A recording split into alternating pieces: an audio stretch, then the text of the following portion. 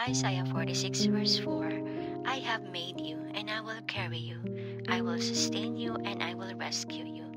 Apat na positibong salita na mapanghahawakan mo ngayong taong 2025. Ginawa ka, hahawakan ka, isusustain ka, at ire-rescue ka. Kung i-relate ito sa kalagayang pantao, parang panata o pangako ng isang samahan. Pero yun nga, kung sa tao, may posibilidad na maging drawing lang ito. Ang kagandahan, salita ito ng Diyos na kapag sinabi niya, makakaasa ka, mangyayari ito.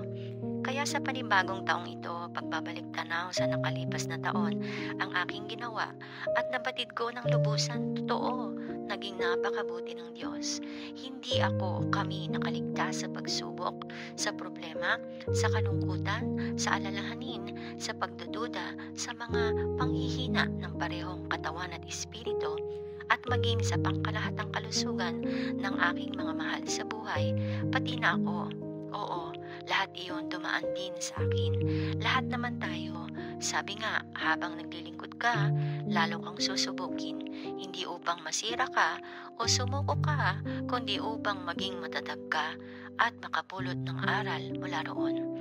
Ang pagsubok sa buhay ay laan upang maging flexible tayo, upang matuto tayong yumuko, tumungo, dumapa, umiyak at lumuhod.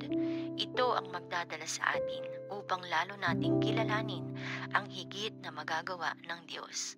Mas okay na may pagsubok kaysa wala. Mas mabuti na ang mahirap kaysa madali. Dahil ang bagay na mahirap ay mas mapapahalagahan at iingatan dahil mas mahirap itong nakuha o naisagawa.